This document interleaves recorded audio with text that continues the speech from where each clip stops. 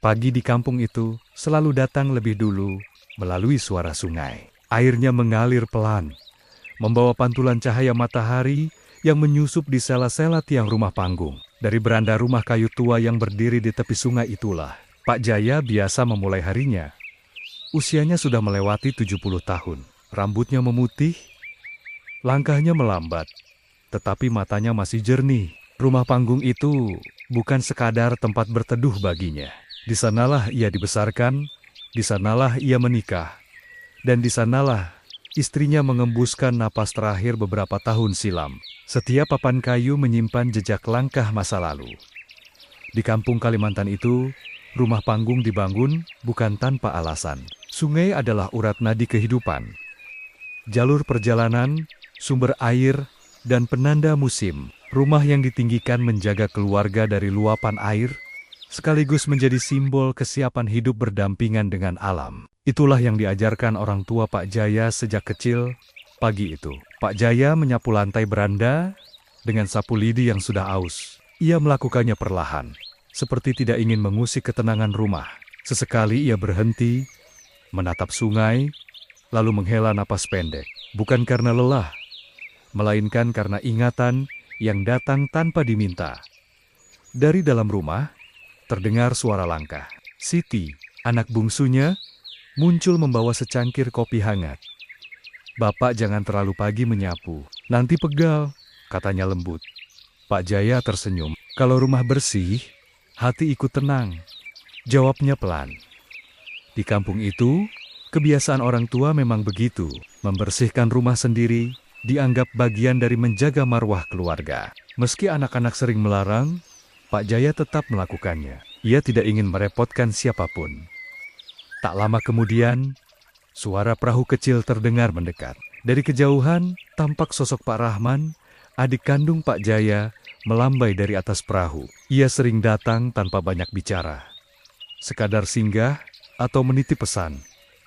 "Rahman, datang lagi," gumam Siti.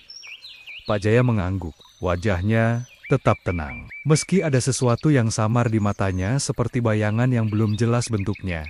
Pak Rahman naik ke beranda dan duduk tanpa banyak basa-basi. Di kampung itu, hubungan saudara tidak selalu ditunjukkan dengan kata-kata manis. Cukup dengan hadir, sudah dianggap dekat. "Rumah ini masih kuat," kata Pak Rahman sambil menepuk tiang kayu. "Kayu ulin bisa bertahan puluhan tahun," jawab Pak Jaya. "Asal dijaga." Pak Rahman mengangguk, lalu diam. Udara seketika terasa lebih berat. Meski tak ada satupun kata yang bernada keras, di kampung ini, adat mengajarkan bahwa urusan keluarga sebaiknya diselesaikan dengan tenang, tidak tergesa, tidak terbuka di depan orang banyak. Pak Jaya memegang prinsip itu erat-erat. Baginya, damai lebih berharga daripada memperdebatkan siapa yang paling berhak. Saat Pak Rahman pamit dan perahunya kembali menjauh, Pak Jaya berdiri lama di beranda. Ia menatap sungai yang terus mengalir, seolah tahu bahwa aliran itu akan membawa perubahan, entah cepat atau lambat. Siti memperhatikan bapaknya dari kejauhan. Ia ingin bertanya, tetapi memilih diam. Di rumah ini, banyak hal yang tidak diucapkan, namun terasa jelas di hati. Sore nanti, matahari akan tenggelam di balik pepohonan di seberang sungai, dan rumah panggung itu akan kembali sunyi, menyimpan sebuah cerita yang belum sepenuhnya terungkap. Retakan kecil yang belum terlihat, tetapi perlahan mulai terasa.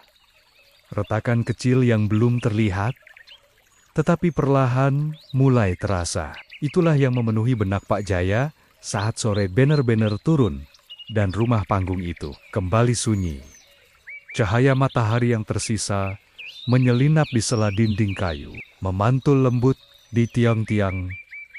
Rumah yang menghitam dimakan usia. Pak Jaya duduk bersandar di salah satu tiang. Tangannya menyentuh permukaan kayu dengan gerakan pelan, seolah sedang membaca kisah lama yang tertulis tanpa huruf.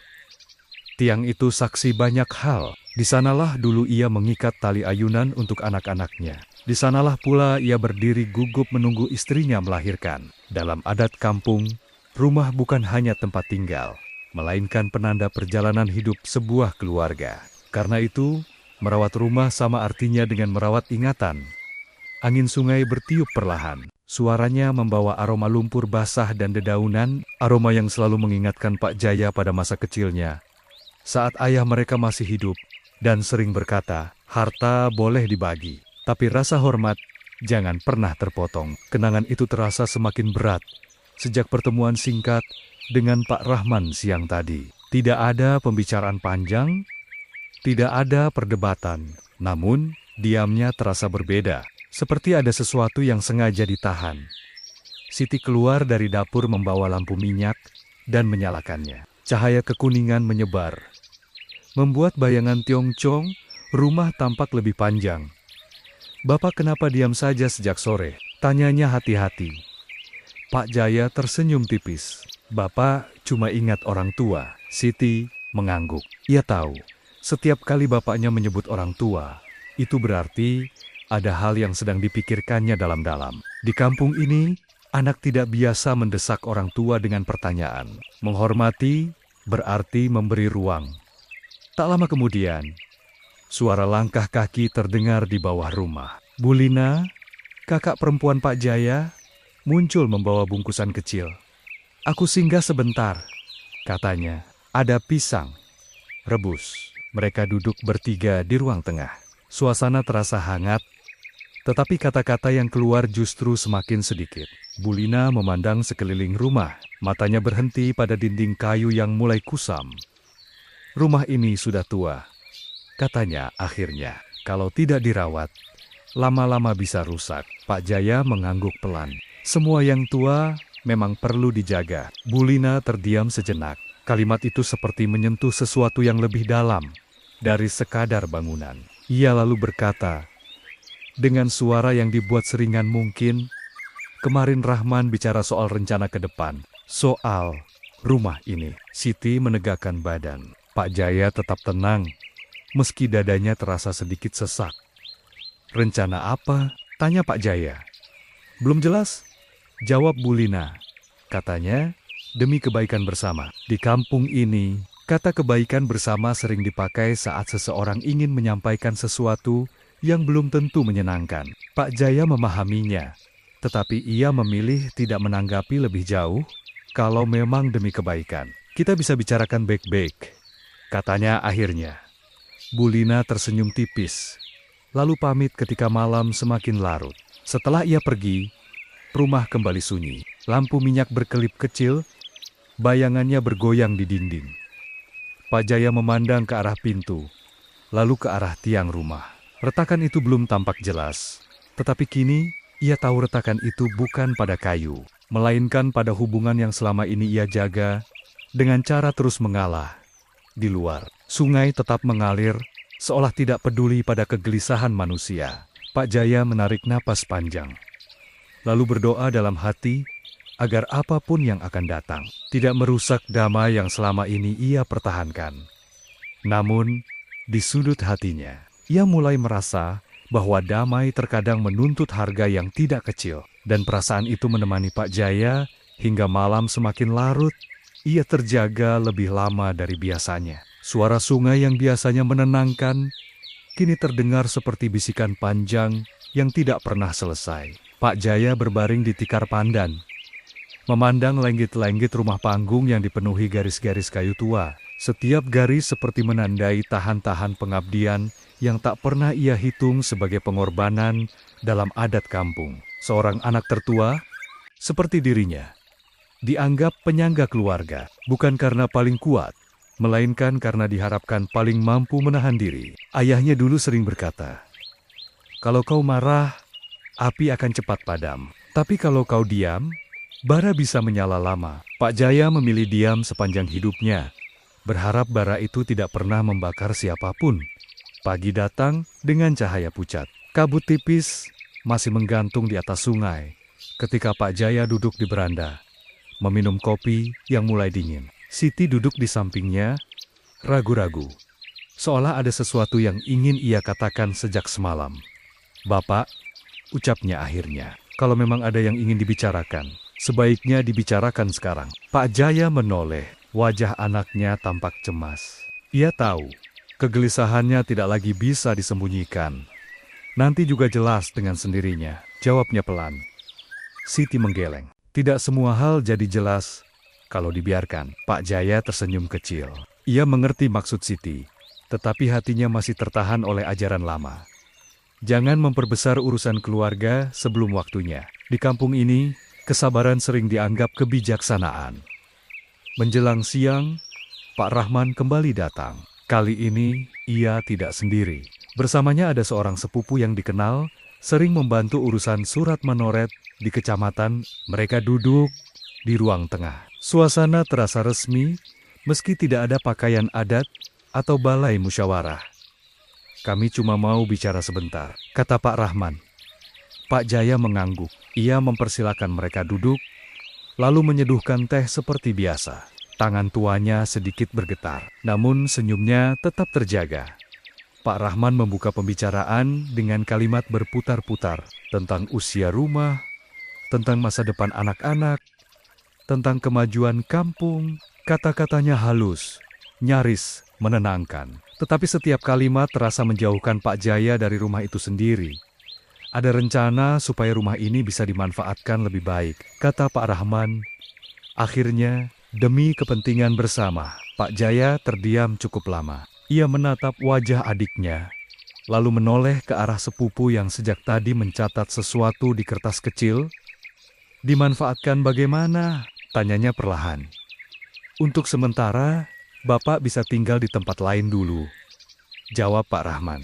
Biar kami urus. Kata sementara menggantung di udara. Dalam adat kampung, keputusan penting seharusnya dibicarakan bersama, dengan kehadiran tetua atau keluarga besar. Namun percakapan ini berlangsung tanpa saksi adat, tanpa doa pembuka. Pak Jaya menarik napas panjang. Ia tahu, inilah percakapan yang selama ini mengendap dan akhirnya muncul ke permukaan. Kalau itu yang dianggap baik, katanya pelan. Bapak tidak ingin jadi penghalang. Siti menatap bapaknya dengan mata berkaca-kaca. Sepupu itu berhenti menulis. Pak Rahman tampak lega, seolah beban panjang telah terangkat. Percakapan pun berakhir tanpa keputusan tertulis, tanpa suara tinggi. Tetapi sejak saat itu, Pak Jaya merasakan sesuatu berubah. Rumah panggung itu masih berdiri. Sungai masih mengalir, namun posisinya di dalam keluarga mulai bergeser. Perlahan, nyaris tak terasa. Tetapi pasti, saat mereka pergi, Pak Jaya berdiri di ambang pintu. Ia memandang halaman, lalu kembali menatap ke dalam rumah. Percakapan itu selesai, tetapi tidak pernah benar-benar tuntas. Dan untuk pertama kalinya, ia bertanya dalam hati, berapa lama lagi ia masih punya tempat di rumah yang ia jaga seumur hidupnya? Pertanyaan itu terus bergaung. Bahkan ketika hari-hari berikutnya berjalan seperti biasa, Pak Jaya tetap bangun pagi, tetap menyapu beranda, tetap menyapa tetangga yang lewat dengan senyum ramah. Di mata kampung, tidak ada yang berubah. Sungai tetap mengalir, perahu tetap berlalu, dan rumah panggung itu masih berdiri kokoh. Namun, di dalam dirinya ada sesuatu yang mulai bergerak pelan, seperti akar yang mencari celah di bawah tanah. Kabar kecil mulai beredar, bukan gosip yang ramai, melainkan bisik-bisik ringan di warung kopi. Ada yang menyebut rumah Pak Jaya akan diurus ulang. Ada pula yang berkata, kasihan Pak Jaya, sudah tua, tak satu pun yang berani bertanya langsung. Di kampung ini, urusan keluarga dianggap wilayah yang harus dihormati. Siti semakin sering memperhatikan bapaknya. Ia melihat Pak Jaya lebih lama duduk di beranda, memandang sungai tanpa tujuan. Sesekali, ia mengelus tiang rumah, seperti memastikan sesuatu masih ada di tempatnya. Bapak mau ke balai adat? Tanya Siti suatu sore, mencoba membuka percakapan. Pak Jaya menggeleng, belum perlu. Dalam adat kampung, membawa urusan keluarga ke balai adat bukan perkara kecil. Itu pertanda bahwa musyawarah di dalam rumah sudah tidak cukup. Pak Jaya belum siap melangkah sejauh itu.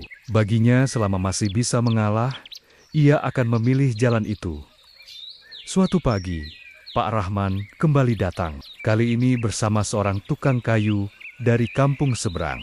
Mereka berdiri di bawah rumah, menunjuk beberapa bagian tiang dan dinding, Cuma lihat-lihat, kata Pak Rahman ketika Pak Jaya turun menyapa. Biar tahu bagian mana yang perlu diperbaiki. Pak Jaya mengangguk. Ia tidak bertanya lebih jauh. Dalam hatinya, ia tahu melihat-lihat seringkali menjadi awal dari keputusan besar. Namun, ia tetap tersenyum, tetap menawarkan minum. Seolah semuanya masih berada di bawah kendalinya. Tukang kayu itu menjelaskan tentang kayu yang mulai lapuk, tentang lantai yang perlu diganti. Kata-katanya netral, tanpa maksud apapun. Tetapi bagi Pak Jaya, setiap penjelasan terdengar seperti jarum kecil yang menusuk ingatan. Kalau rumah ini direnovasi, kata Pak Rahman pelan, akan lebih nyaman untuk semua. Semua. Ulang Pak Jaya lirih. Iya, keluarga, kata itu terasa luas. Tetapi sekaligus membuatnya bertanya, apakah dirinya masih termasuk di dalamnya? Malam itu, Pak Jaya duduk sendirian di ruang tengah. Ia mengeluarkan sebuah kotak kayu kecil dari lemari tua. Di dalamnya tersimpan surat-surat lama, foto hitam putih, dan secarik catatan tulisan tangan ayahnya tentang pembagian tanah keluarga. Tidak ada yang rumit di sana. Hanya pesan tentang kebersamaan dan saling menjaga. Ia menutup kotak itu kembali tanpa membukanya lebih jauh. Bukan karena tidak penting, melainkan karena ia takut kebenaran justru mempercepat perpisahan. Di luar, suara jangkrik bersahutan. Lampu minyak bergoyang pelan. Pak Jaya menunduk, merasakan benih keputusan yang bukan ia tanam sendiri, mulai tumbuh di sekeliling hidupnya. Dan ia sadar, mengalah mungkin menjaga damai untuk sementara, tetapi juga memberi ruang bagi orang lain untuk melangkah lebih jauh, tanpa pernah menoleh ke belakang. Dan langkah kecil itu mulai terasa nyata keesokan harinya. Pagi itu, Pak Jaya mendapati beberapa barang di ruang tengah telah dipindahkan, tidak banyak. Hanya bangku panjang yang biasa ia duduki. Juga lemari kecil tempat ia menyimpan kain sarung. Perubahannya halus, nyaris sopan. Seolah tidak ingin mengagetkan siapapun. Namun bagi Pak Jaya, pergeseran kecil itu terasa seperti penanda. Sesuatu sedang diatur tanpa meminta pendapatnya. Siti menatap sekeliling dengan dahi berkerut. Siapa yang memindahkan ini, Pak? Pak Jaya mengangkat bahu. Mungkin biar lebih rapi. Jawaban itu terdengar ringan. Tetapi Siti tahu, bapaknya sedang memilih kata agar suasana tetap tenang. Di kampung ini, ketenangan sering dijaga dengan cara mengabaikan perasaan sendiri. Menjelang siang, Pak Rahman datang lagi. Kali ini, ia membawa beberapa papan kayu dan sebuah gulungan kertas. Ia membuka gulungan itu di atas meja. Gambar sederhana tentang perubahan tata ruang rumah. Biar alurnya lebih baik, katanya. Bapak tidak perlu khawatir. Pak Jaya memandangi gambar itu lama. Garis-garis pensilnya bersih, rapi, dan terasa pasti. Di sana, ruang tidur utama dipindahkan ke belakang, dekat dapur. Beranda diperluas. Ruang tengah diubah fungsinya. Semua tampak masuk akal. Kecuali satu hal. Tidak ada ruang yang secara jelas ia kenali sebagai miliknya. Kalau Bapak istirahat, di mana? Tanyanya pelan. Pak Rahman tersenyum tipis. Sementara di ruang belakang saja, lebih dekat ke dapur, lebih hangat. Kata sementara kembali hadir. Pak Jaya mengangguk. Lagi-lagi mengangguk. Ia teringat ajaran adat kampung. Keputusan yang baik seharusnya lahir dari musyawarah. Namun musyawarah kali ini terasa seperti pemberitahuan yang dibungkus kesopanan. Sore harinya, beberapa tetangga datang membantu mengangkat papan. Gotong royong adalah kebiasaan lama di kampung itu. Tanda kepedulian dan kebersamaan. Tak satu pun dari mereka tahu bahwa bantuan kecil mereka ikut menggeser posisi seorang bapak tua dari pusat rumahnya sendiri. Pak Jaya, Bapak istirahat saja, kata seorang tetangga. Pak Jaya tersenyum dan duduk di sudut beranda. Ia menatap orang-orang bekerja.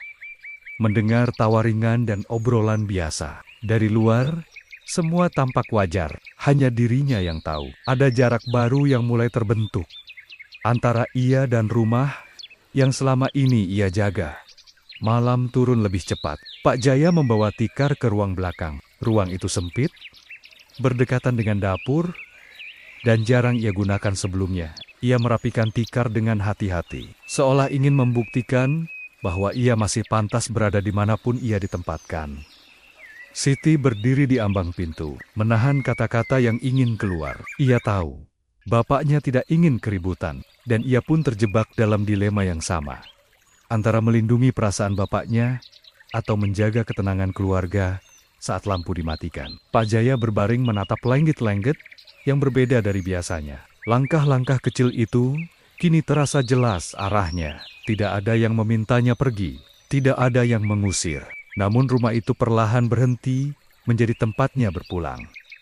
Di luar, sungai tetap mengalir tenang, seolah mengajarkan satu hal, perubahan besar sering dimulai dari pergeseran kecil yang dianggap sepele.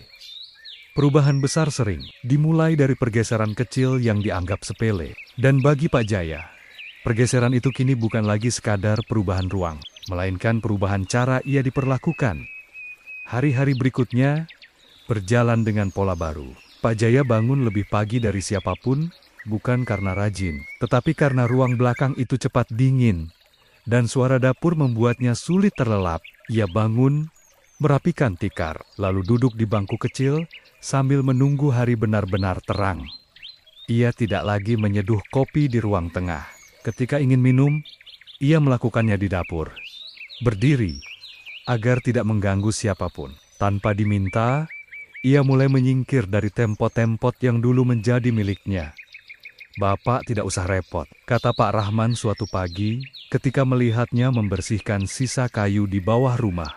"Tidak apa-apa," jawab Pak Jaya singkat, "biar rapi." Kalimat itu menjadi jawabannya untuk banyak hal. Ia tidak lagi bertanya, kapan renovasi selesai. Ia tidak menanyakan rencana selanjutnya. Setiap hal yang berubah, ia terima sebagai bagian dari hidup yang harus dijalani dengan tenang.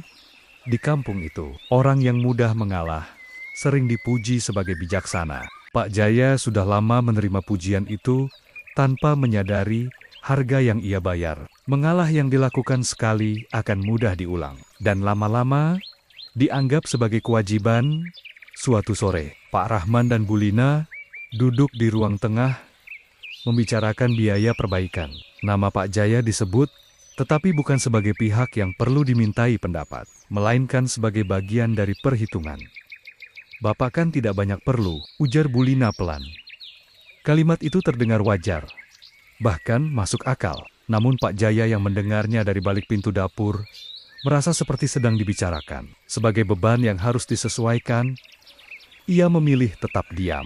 Dalam hatinya, ia berkata pada diri sendiri bahwa ini semua demi keluarga, demi menjaga hubungan saudara, agar tetap rukun, demi nama baik orang tua yang sudah lama tiada. Malam hari, Siti duduk di sampingnya di ruang belakang. "Bapak, capek?" "Sedikit," jawab Pak Jaya. "Tapi tidak apa-apa." Siti menunduk. Ia tahu, tidak apa-apa sering berarti sebaliknya. Namun ia juga tahu, memaksa bapaknya bicara bisa melukai harga diri yang masih ia jaga. Dalam adat kampung, orang tua seharusnya menjadi pusat penghormatan. Namun, penghormatan itu pelan-pelan bergeser menjadi toleransi yang tipis. Pak Jaya merasakan perbedaan itu, tetapi ia memilih menahannya, seperti menahan napas di dalam air. Saat malam semakin larut, ia berdoa dalam hati, bukan agar rumah itu kembali sepenuhnya menjadi miliknya, melainkan agar ia cukup kuat untuk terus mengalah tanpa menumbuhkan kepahitan. Namun ia tidak menyadari satu hal, kebiasaan mengalah, bila terlalu lama, bisa membuat seseorang lupa bagaimana rasanya dihormati. Dan dari situlah, konflik yang lebih dalam mulai menemukan jalannya, bukan lewat pertengkaran, melainkan lewat hal-hal kecil yang perlahan menghapus keberadaan Pak Jaya. Suatu pagi, Pak Jaya mendengar namanya disebut dari luar rumah. Ia mengira seseorang memanggilnya. Namun, ketika ia mendekat ke jendela, ia mendengar Pak Rahman berbincang dengan seorang perangkat kampung. "Rumah ini nanti atas nama saya saja, biar urusannya mudah," kata Pak Rahman dengan nada biasa. Pak Jaya kan sudah sepuh. Kata-kata itu diucapkan tanpa maksud buruk. Setidaknya, begitu kedengarannya. Namun bagi Pak Jaya, setiap suku katanya terasa berat. Ia tidak muncul, tidak menegur. Ia berdiri di balik dinding kayu, memegang bingkai jendela, berusaha menjaga napas tetap teratur. Dalam adat kampung, nama bukan sekadar identitas. Nama adalah tanda keberadaan, bukti bahwa seseorang masih dihitung. Ketika sebuah nama mulai jarang disebut, itu pertanda perannya mulai digeser. Siang itu, Siti datang membawa kabar. "Bapak, tadi ada orang kecamatan lewat. Katanya mau mengurus data rumah." Pak Jaya mengangguk. "Bilang saja Bapak ada." Siti ragu. "Mereka tidak tanya Bapak. Mereka tanya Om Rahman." Kalimat itu sederhana, namun dampaknya besar. Pak Jaya menunduk, memandang lantai kayu yang kini jarang ia duduki. Ia teringat masa lalu, ketika setiap keputusan keluarga selalu menunggu kata darinya. Kini ia ada, tetapi seolah tidak terlihat. Sore hari, beberapa tetangga datang bertanya kabar. Mereka duduk di beranda, berbincang tentang cuaca dan sungai. Tak satu pun menyinggung soal rumah, namun tatapan mereka berbeda. Lebih hati-hati, lebih sungkan. "Pak Jaya sehat?" tanya salah seorang. "Masih?" jawabnya sambil tersenyum. Dalam adat, bertanya kabar orang tua adalah bentuk hormat. Namun, Pak Jaya merasakan pertanyaan itu kini lebih seperti basi-basi daripada perhatian sungguh-sungguh. Malamnya, Pak Jaya membuka kembali kotak kayu kecil itu. Ia mengeluarkan surat pembagian tanah yang ditulis ayahnya dulu. Namanya tercantum jelas di sana, dengan tulisan tangan yang sudah pudar. Ia membaca pelan, lalu melipatnya kembali. Ia tidak ingin memperlihatkan surat itu kepada siapapun. Bukan karena takut, melainkan karena ia masih berharap keluarganya akan mengingat tanpa harus diingatkan. Namun malam itu, untuk pertama kalinya, Pak Jaya merasakan kesepian yang berbeda. Bukan karena sendirian, melainkan karena perlahan dikeluarkan dari lingkaran keputusan di luar. Suara sungai terdengar lebih keras dari biasanya. Airnya tetap mengalir, membawa renting-renting kecil yang hanyut. Pak Jaya memandang gelap, menyadari bahwa seperti ranting itu, namanya pun mulai terbawa arus. Pelan, tanpa suara, dan nyaris tak disadari siapapun. Pelan, tanpa suara, dan nyaris tak disadari siapapun. Begitulah Pak Jaya, merasakan dirinya hanyut bersama arus hari-hari yang terus berjalan. Ia tidak lagi ikut duduk ketika pembicaraan keluarga berlangsung. Jika ada tamu datang, ia memilih berada di dapur atau di bawah rumah, membersihkan sesuatu yang sebenarnya sudah bersih. Keputusannya sederhana. Selama tidak diminta, ia tidak akan mencampuri. Di kampung itu, sikap seperti ini sering dianggap bentuk kedewasaan. Namun bagi Pak Jaya, itu adalah cara bertahan agar hatinya tidak terus terluka. Suatu siang, hujan turun tiba-tiba. Air sungai naik perlahan, mendekati tiang-tiang rumah. Pak Jaya berdiri di beranda belakang, memandang air yang keruh. Dulu, setiap kali air naik, ia selalu menjadi orang pertama yang memberi peringatan ke tetangga. Kini, ia hanya memperhatikan dalam diam.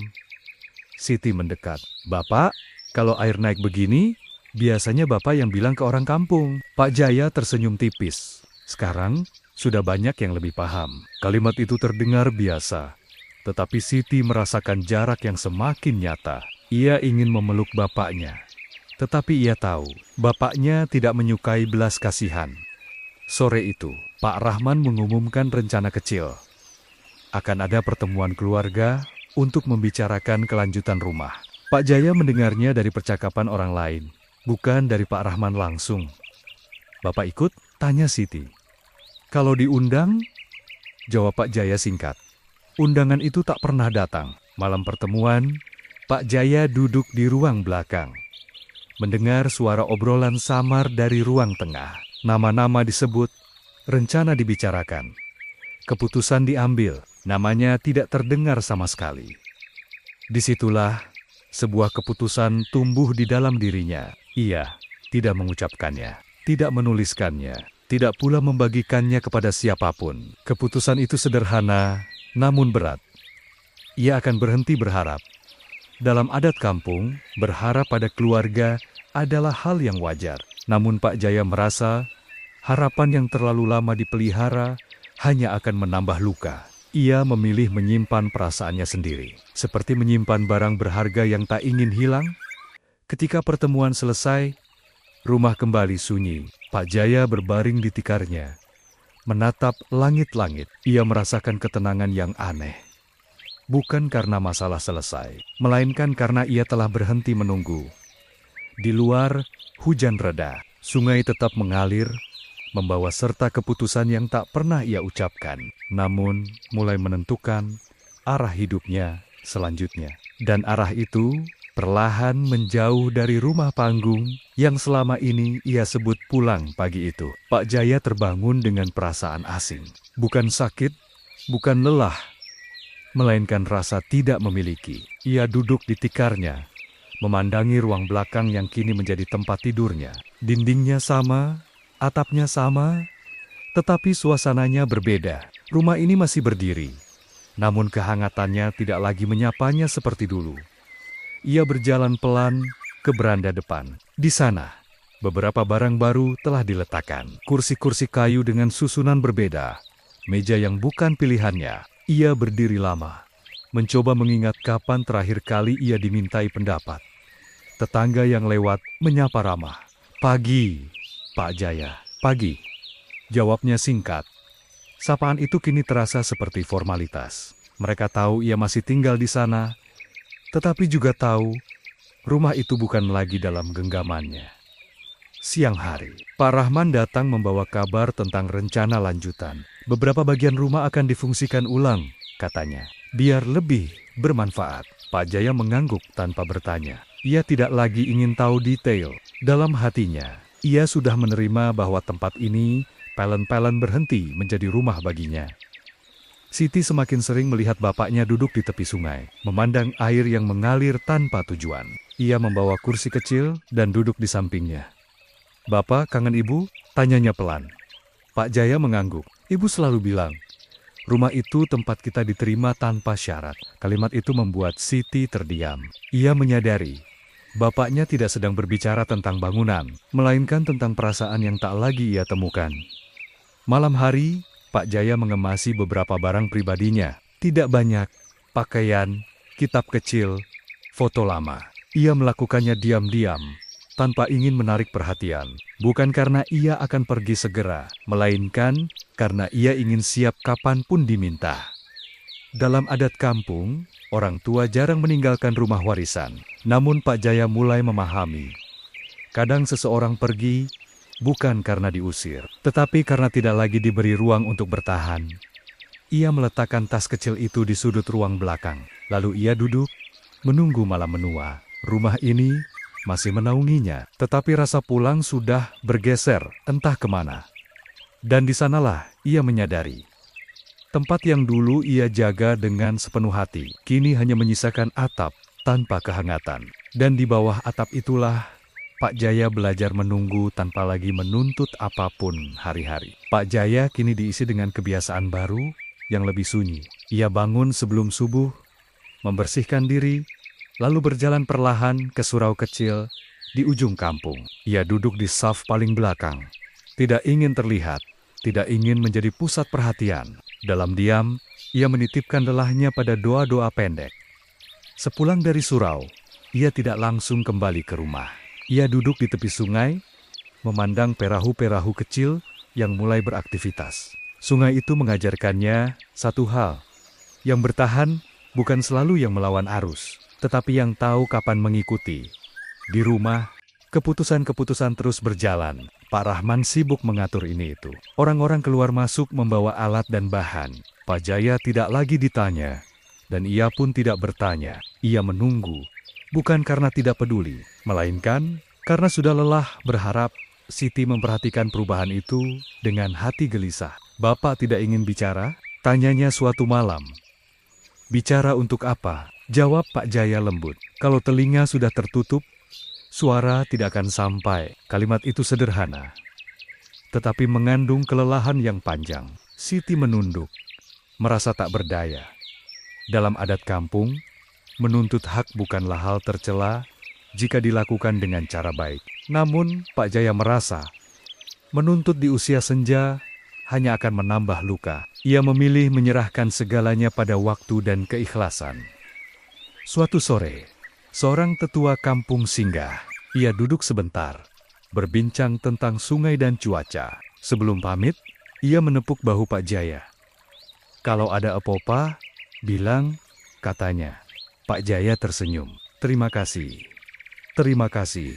Selama masih bisa berjalan sendiri, saya baik-baik saja." Tetua itu mengangguk, seolah memahami bahwa tidak semua masalah ingin dibawa ke balai adat. Malam itu, Pak Jaya duduk di ruang belakang, memandang tas kecil yang sudah lama tergeletak di sudut. Ia tidak menyentuhnya, tetapi keberadaannya selalu mengingatkan. Ia sedang menunggu, bukan untuk menang, melainkan untuk tahu kapan harus benar-benar pergi. Dan menunggu seperti itu, ternyata jauh lebih berat daripada menuntut dengan suara keras. Terlebih ketika kesabaran harus diuji sekali lagi, pada saat yang paling tidak ia duga. Pagi itu, Pak Jaya dipanggil untuk duduk bersama, bukan di ruang belakang, melainkan di ruang tengah yang kini jarang ia singgahi. Pak Rahman, Bu Lina, dan beberapa anggota keluarga lain sudah berkumpul. Wajah-wajah mereka tampak serius, seolah ada keputusan penting yang akan disampaikan. Pak Jaya duduk perlahan, tangannya bertumpu pada lutut, matanya menatap satu persatu wajah yang dulu begitu akrab. "Kami sudah mempertimbangkan banyak hal," kata Pak Rahman membuka pembicaraan. "Rumah ini ke depan akan lebih difungsikan untuk keluarga yang masih aktif." Kalimat itu diucapkan tanpa nada tinggi, namun maknanya jelas. "Bapak sudah sepuh," lanjut Bu Lina. "Mungkin lebih tenang kalau tinggal di tempat yang lebih kecil, lebih dekat dengan surau." Pak Jaya mengangguk pelan. Ia sudah menduga arah pembicaraan ini. Namun tetap saja, mendengarnya langsung membuat dadanya terasa sesak. "Kalau itu yang terbaik menurut kalian," katanya lirih. "Bapak, ikut." Tidak ada yang bertanya, apakah itu juga yang terbaik menurutnya. Tidak ada yang menanyakan perasaannya. Dalam adat kampung, keputusan penting seharusnya ditutup dengan doa dan kesepakatan bersama. Namun pertemuan itu berakhir dengan keheningan yang kaku. Siti yang sejak tadi diam, akhirnya bicara. "Bapak belum bilang apa-apa." Pak Jaya menoleh dan tersenyum. "Bapak sudah bilang." Kalimat itu membuat ruangan hening. Semua orang tahu, yang ia maksud bukan persetujuan, melainkan pengorbanan yang kembali ia berikan. Setelah pertemuan, Pak Jaya kembali ke ruang belakang. Ia duduk lama di depan tas kecilnya. Kali ini, ia membukanya. Ia melipat pakaiannya dengan rapi, satu persatu, tanpa tergesa. Setiap lipatan seperti penutup dari satu bab hidupnya. Di luar, suara orang-orang bekerja masih terdengar. Rumah ini terus bergerak maju, meski ada yang tertinggal di belakang. Pak Jaya berhenti sejenak, memejamkan mata. Ia mengingat ayahnya, ibunya, istrinya. Semua kenangan itu terikat pada rumah panggung ini. Dan kini, ia harus melepaskannya tanpa ribut, tanpa penolakan. Kesabaran yang ia jaga seumur hidup kini diuji terakhir kali. Mampukah ia pergi tanpa menyimpan amarah? Di sudut matanya ada rasa hangat yang ingin keluar. Namun ia mengusap wajahnya perlahan, lalu berdiri. Ia tidak ingin ada yang melihatnya goyah. Langit tampak lebih pucat dari biasanya. Angin sungai bertiup pelan, menggerakkan tirai kain di ruang belakang. Pak Jaya berdiri memandangi rumah panggung itu untuk waktu yang lama, seolah ingin menghafal setiap sudutnya. Ia tidak tahu kapan terakhir kali ia akan melihatnya seperti ini. Siti membantu menyiapkan barang-barangnya. Tidak banyak, hanya tas kecil, kitab yang sudah lusuh, dan foto lama yang selalu ia simpan di saku dalam. Siti menahan napas agar suaranya tidak bergetar. "Bapak benar-benar mau pergi hari ini?" tanyanya. Pak Jaya mengangguk. Kalau ditunda, hati bisa ragu. Di kampung itu, menunda keputusan sering dianggap bijaksana. Namun Pak Jaya tahu ada keputusan yang justru harus dilakukan segera agar tidak melukai diri sendiri lebih lama. Pak Rahman datang menjelang siang. Ia membawa kabar tentang tempat tinggal sementara sebuah kamar kecil di dekat surau. Tidak jauh, katanya. Lebih tenang, lebih tenang. Pak Jaya tersenyum dan mengucapkan terima kasih. Tidak ada nada protes, tidak ada penjelasan panjang. Ia menerima dengan sikap yang sama, seperti ia menerima banyak hal sebelumnya. Sebelum melangkah pergi, Pak Jaya berhenti di beranda depan. Ia menyentuh tiang rumah yang dingin. Dalam adat kampung, berpamitan pada rumah adalah bentuk penghormatan karena rumah dianggap saksi hidup sebuah keluarga. Terima kasih, gumamnya pelan. Tak banyak orang yang mengantar. Beberapa tetangga melambaikan tangan dari jauh. Tidak ada upacara, tidak ada pengumuman. Kepergiannya terjadi seperti banyak hal lain dalam hidupnya. Tenang, nyaris tak terlihat. Saat perahu kecil bergerak menjauh, Pak Jaya memandang rumah panggung itu untuk terakhir kalinya. Ia tidak menangis. Ia hanya menarik napas panjang, menanamkan satu keyakinan bahwa melepaskan tidak selalu berarti kalah. Hari itu berjalan tanpa perlawanan. Namun di dalam dadanya ada ruang kosong yang mulai terasa. Ruang yang selama ini diisi oleh rasa memiliki. Kini berganti dengan kesunyian yang harus ia pelajari. Dan ia sadar, hari yang tidak pernah ia siapkan ini hanyalah awal dari ujian yang lebih sunyi. Dan sunyi itu menyambut Pak Jaya di kamar kecil dekat surau. Ruangan itu sempit, berdinding papan tipis, dengan satu jendela kecil menghadap kebun belakang. Tidak ada suara sungai di sana, hanya desir angin dan sesekali langkah orang yang lewat menuju surau. Pak Jaya meletakkan tasnya di sudut, lalu duduk di lantai, menunggu perasaan di dadanya menemukan tempat. Malam pertama terasa panjang. Ia terbangun beberapa kali, mencari suara air yang biasa menina bobokannya. Ketika menyadari ia tidak lagi berada di rumah panggung, dadanya kembali terasa sesak. Namun ia menarik napas dalam-dalam, mengingatkan dirinya bahwa ini adalah pilihannya. Juga pilihan untuk menjaga damai. Pagi-pagi, Pak Jaya menyapu halaman surau, tanpa diminta, tanpa disuruh. Dalam adat kampung, membantu tempat ibadah adalah bentuk pengabdian yang tak perlu diumumkan. Ia menemukan ketenangan kecil di sana, di antara debu, daun kering, dan suara burung pagi. Beberapa orang kampung mulai menyadari keberadaannya. Mereka menyapa dengan hormat, menanyakan kabar, menawarkan bantuan. Pak Jaya menjawab seperlunya, tidak ingin membebani siapapun dengan cerita yang terlalu berat. Di sini tenang, katanya pada seorang tetua, cukup untuk orang tua seperti saya, namun sunyi, memiliki cara sendiri untuk berbicara. Dalam keheningan malam, Pak Jaya sering teringat wajah anak Hanania, rumah panggung, dan masa lalu yang kini terasa jauh. Sunyi itu tidak berisik, tetapi penuh pelajaran tentang menerima, tentang kehilangan, dan tentang batas kesabaran manusia. Siti datang menjenguk beberapa hari kemudian. Ia membawa makanan dan wajah yang terlihat lebih kurus. "Bapak bagaimana?" tanyanya. "Baik," jawab Pak Jaya. "Bapak belajar menyesuaikan." Siti menunduk. Ia tahu, menyesuaikan sering berarti menahan rasa. Sebelum pulang, Siti berkata pelan, "Di rumah, semuanya terasa berbeda." Pak Jaya tersenyum tipis. Ia tidak bertanya lebih jauh. Ia sudah tahu.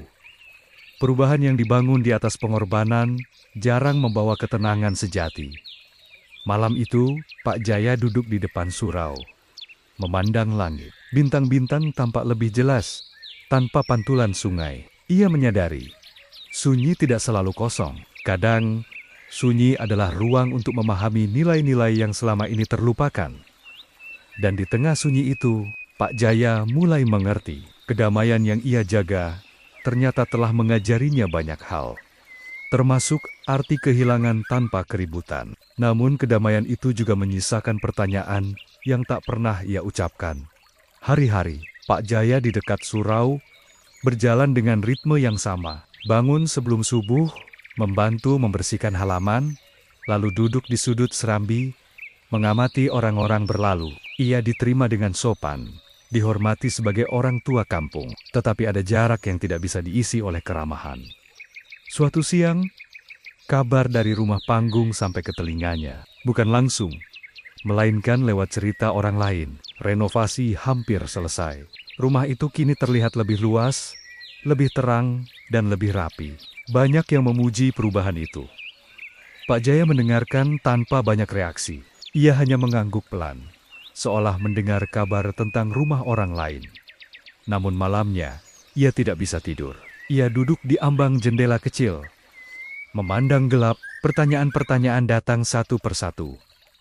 Tanpa suara, apakah mengalah selalu berarti benar? Apakah damai harus selalu dibayar oleh satu orang saja? Dalam adat kampung, menjaga kerukunan keluarga adalah kewajiban.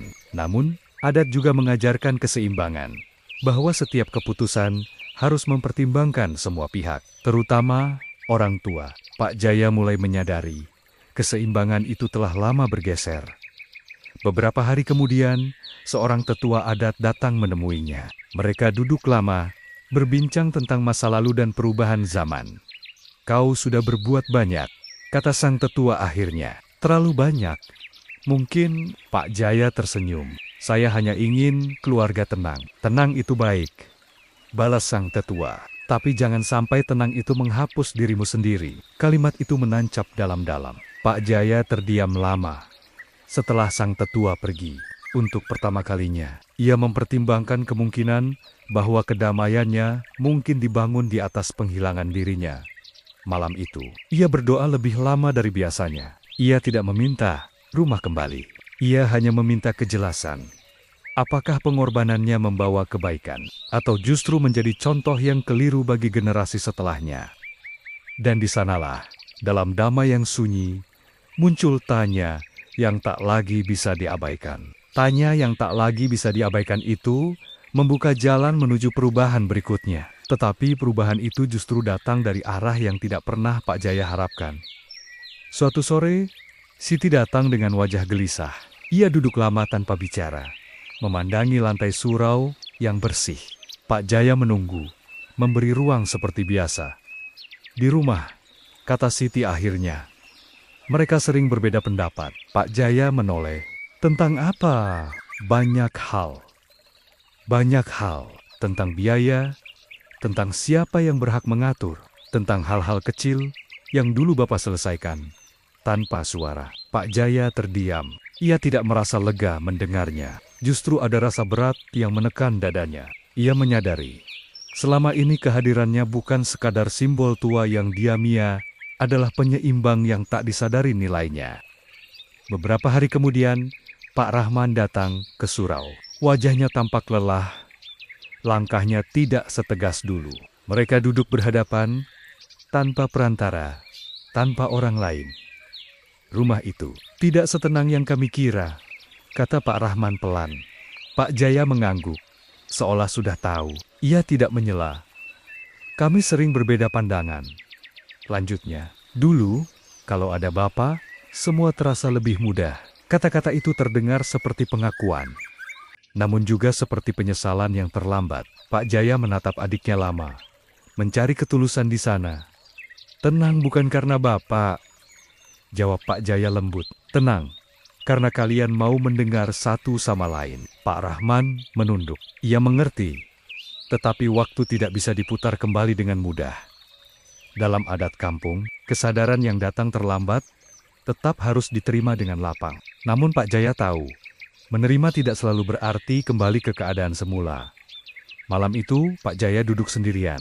Ia memikirkan rumah panggung yang kini berdiri tanpa kehadirannya. Ia juga memikirkan dirinya sendiri.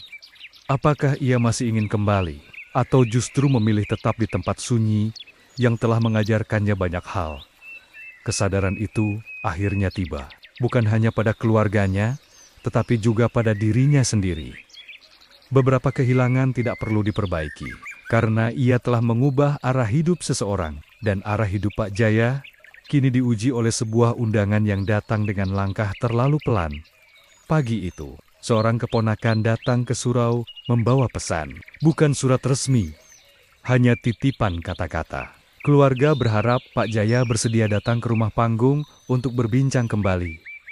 Pak Jaya menerima pesan itu dengan senyum tipis. Ia mengucapkan terima kasih, lalu melanjutkan kegiatannya menyapu halaman. Tidak ada reaksi berlebihan. Tidak ada jawaban cepat. Undangan itu ia simpan di dalam hati, menunggu untuk dipahami. Siti menatap bapaknya dengan harap. "Bapak, mau pulang?" Pak Jaya diam sejenak. "Datang, belum tentu pulang." Kalimat itu membuat Siti terdiam. Ia mulai memahami bahwa jarak bukan hanya soal tempat, tetapi juga soal perasaan yang telah berubah di kampung itu. Undangan untuk berdamai biasanya datang cepat, sebelum luka terlalu dalam. Namun undangan ini datang setelah semuanya terlanjur berubah. Rumah sudah diatur ulang, peran sudah dibagi ulang, dan Pak Jaya sudah menemukan irama hidupnya sendiri. Malamnya, Pak Jaya duduk lama di serambi surau. Ia mengingat hari-hari di rumah panggung, suara sungai, dan wajah istrinya. Ia tidak membenci siapapun, ia hanya lelah, mengalah. Akhirnya, ia memutuskan untuk datang bukan sebagai kepala keluarga, bukan sebagai pemilik rumah, melainkan sebagai orang tua yang ingin mendengar. Hari yang dijanjikan tiba. Pak Jaya berjalan pelan menuju rumah panggung. Dari kejauhan, rumah itu tampak berbeda, lebih rapi, lebih terang, namun terasa asing. Ia berhenti sejenak sebelum naik ke tangga. Di sanalah ia sadar, undangan itu datang terlambat, bukan karena jarak waktu, tetapi karena hati sudah lebih dulu menjauh. Ia melangkah naik dengan tenang, membawa seluruh kesunyian yang telah membentuknya. Dan setiap anak tangga yang diinjak Pak Jaya terasa seperti jarak antara masa lalu dan hari ini di dalam rumah panggung. Semua tampak sibuk bersiap. Suara piring, langkah kaki, dan bisik-bisik kecil memenuhi ruangan. Ketika Pak Jaya masuk, percakapan perlahan mereda. Beberapa wajah menoleh, sebagian menunduk. "Bapak sudah datang," ucap seseorang pelan. Pak Jaya mengangguk. Ia duduk di tempat yang disediakan, bukan lagi di kursi utama seperti dulu. Ia menerima posisi itu tanpa protes, seolah memang begitulah seharusnya. Pembicaraan dimulai dengan hati-hati, tentang kebutuhan rumah, tentang kesalahpahaman, tentang harapan agar keadaan kembali rukun. Setiap kata terdengar sopan, namun kaku. Tidak ada kehangatan yang dulu mengalir begitu saja. Pak Rahman akhirnya berbicara. "Kami ingin Bapak kembali tinggal di sini. Rumah ini tetap rumah Bapak." Semua mata tertuju pada Pak Jaya. Ruangan menjadi sunyi, hanya terdengar suara kayu tua yang berderit pelan. Pak Jaya menatap satu persatu wajah di depannya. Wajah-wajah yang dulu ia lindungi, ia dahulukan, dan ia tenangkan dengan diamnya. "Terima kasih," katanya lembut. "Tapi rumah bukan hanya tempat berteduh. Rumah adalah tempat hati merasa diterima." Kalimat itu jatuh seperti embun pagi, tidak keras, tetapi membasahi semuanya. Ia melanjutkan, "Di surau, Bapak menemukan ketenangan. Di sana, Bapak belajar bahwa mengalah tidak selalu berarti kembali." Tidak ada yang membantah. Beberapa menunduk. Sebagian menghela napas panjang. Mereka mulai mengerti bahwa kehadiran Pak Jaya tidak bisa dipanggil kembali hanya dengan niat baik sebelum pulang. Pak Jaya berdiri. Ia menyalami satu persatu, tanpa kecuali. Tidak ada kemarahan, hanya ketulusan yang tenang. Saat ia turun dari tangga rumah panggung, ia tidak menoleh ke belakang. Bukan karena membenci, tetapi karena ia telah menyelesaikan bagiannya.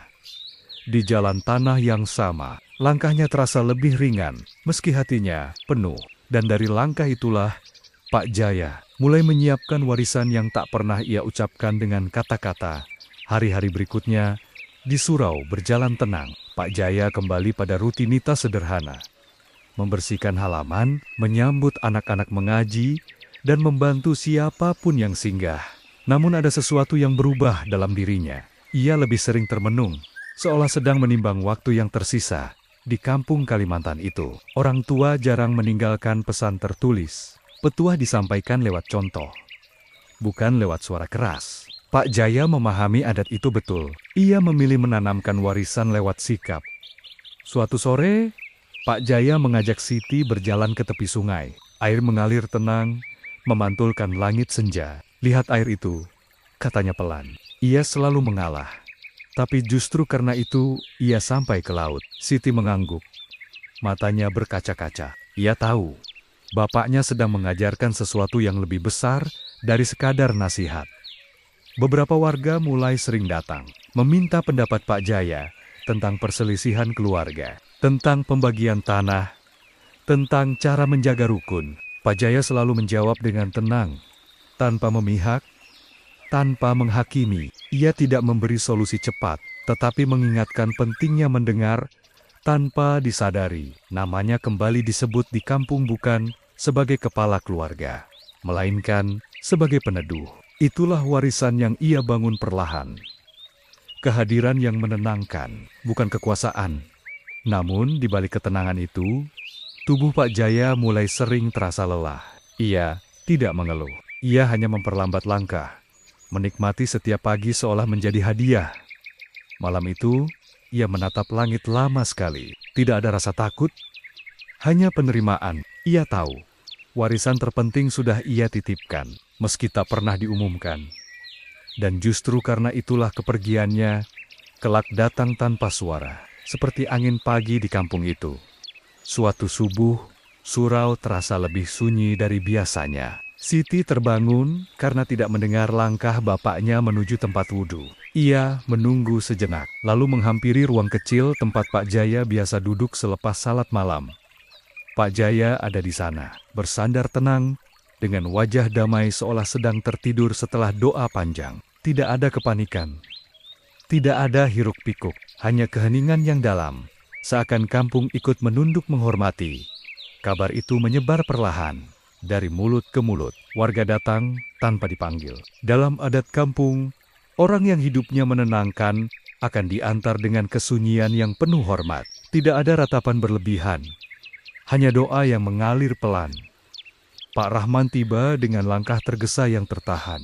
Ia berdiri lama di depan surau, menatap tempat di mana kakaknya menghabiskan hari-hari terakhir. Tangannya gemetar saat menyentuh tiang kayu. Abang selalu mengalah, gumamnya lirih. Bahkan saat pergi, upacara perpisahan berlangsung sederhana, sesuai kebiasaan setempat.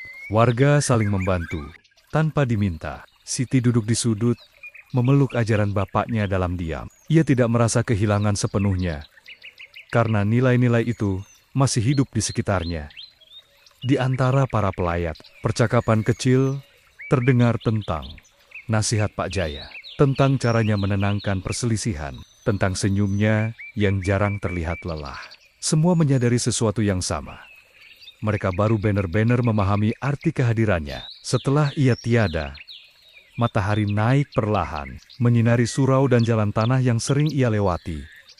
Kepergian Pak Jaya tidak meninggalkan kekosongan yang gaduh, melainkan ruang hening untuk merenung. Dan di ruang itulah, setiap orang mulai menemukan kembali makna yang selama ini terlewatkan. Hari-hari setelahnya berjalan perlahan. Surau tetap berdiri, sungai tetap mengalir, dan kampung kembali pada rutinitasnya. Namun, ada sesuatu yang berbeda. Orang-orang kini lebih sering menahan kata, lebih memilih mendengar sebelum menjawab. Seolah keheningan yang ditinggalkan Pak Jaya mengajarkan mereka cara berbicara yang baru. Pak Rahman datang ke surau hampir setiap sore. Ia duduk di tempat yang dulu sering dipilih kakaknya. Tidak banyak yang ia ucapkan. Dalam adat kampung, menebus penyesalan tidak selalu lewat kata, melainkan lewat kesetiaan menjaga yang telah ditinggalkan. Siti melanjutkan kebiasaan bapaknya. Ia membersihkan surau, menyambut anak-anak, dan menolong warga yang singgah. Ia tidak menggantikan Pak Jaya, karena ia tahu nilai hidup tidak untuk digantikan, melainkan diteruskan. Di rumah panggung, keluarga mulai belajar berbagi peran tanpa merasa paling berhak. Mereka sering teringat kalimat Pak Jaya. Tenang bukan karena satu orang, tetapi karena semua mau saling mendengar. Kalimat itu menjadi pegangan, meski terlambat dipahami. Waktu berjalan, dan nama Pak Jaya tidak sering disebut lagi. Namun jejaknya ada di cara orang menyelesaikan masalah, di cara mereka menahan ego, dan di keberanian untuk mengalah demi rukun. Cerita ini tidak berakhir dengan kemenangan besar, tetapi dengan kesadaran yang dalam. Orang yang paling banyak berkorban sering baru dihargai setelah ia tiada, dan kedamaian yang diwariskan dengan diam justru paling sulit digantikan. Di kampung kecil Kalimantan itu, Pak Jaya telah pergi. Namun, nilai hidupnya tinggal menjadi pengingat abadi tentang arti keluarga, adat, dan kerendahan hati yang sering dilupakan orang.